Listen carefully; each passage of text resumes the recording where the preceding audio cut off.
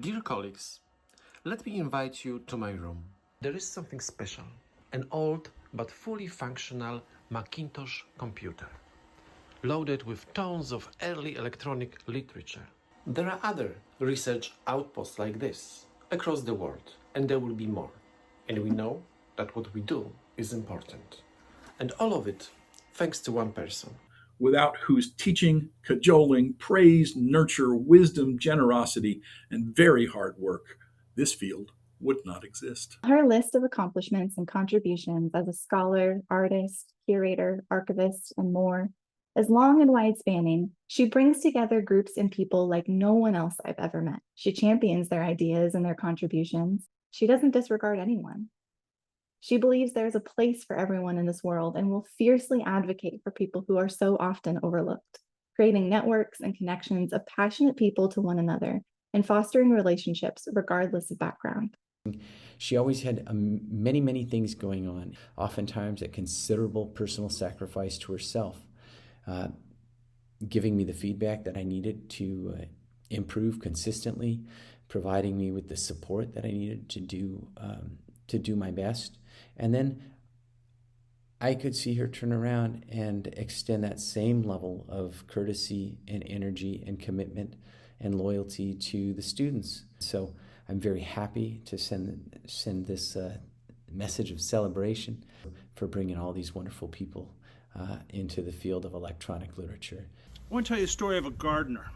And this person has been a champion, a gardener for our organization, for nearly all of us watching this. One of those people who was constantly trying to support people, trying to support artists, trying to support writers and thinkers, was always selflessly giving to other people.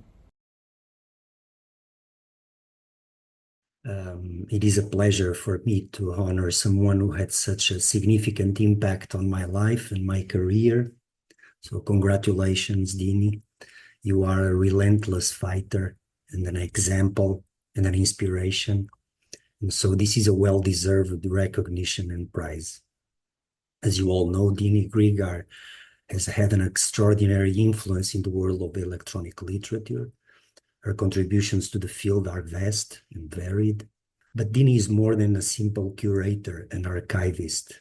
She's also a publicist and an advocate of our causes. She has an eye for detail and a vision that blends both creativity and technology in ways that are both beautiful and thought-provoking. Dene Grigar is also a critic and a scholar. Her works challenge us to think deeper and to question our preconceived assumptions.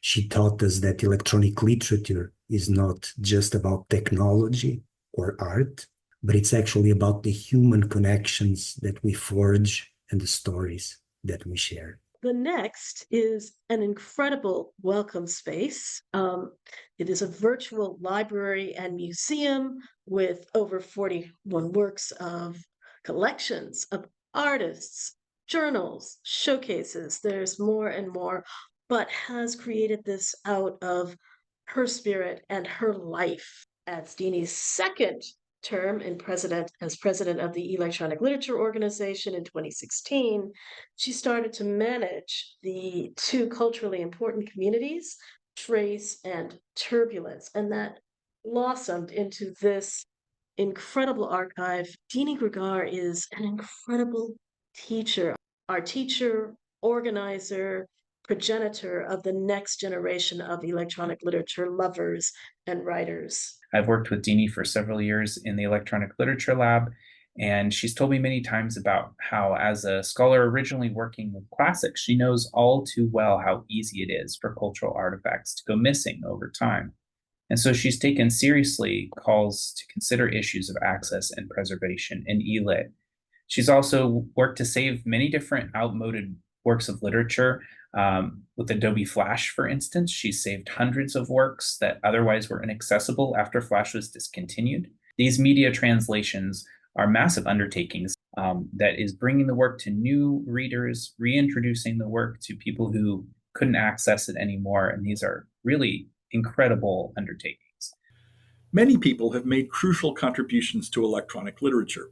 Anderson, Blank, Liebling, and Moretsky, who first mapped the frontiers of story and game, Bob Coover and Scott Retberg, who got us organized, Stephanie Strickland and Nick Monfort, who invested us with poetry, Judy Malloy and Michael Joyce, who did the same for fiction, Kate Hales and Joseph Tabby, who laid our foundations in scholarship and criticism.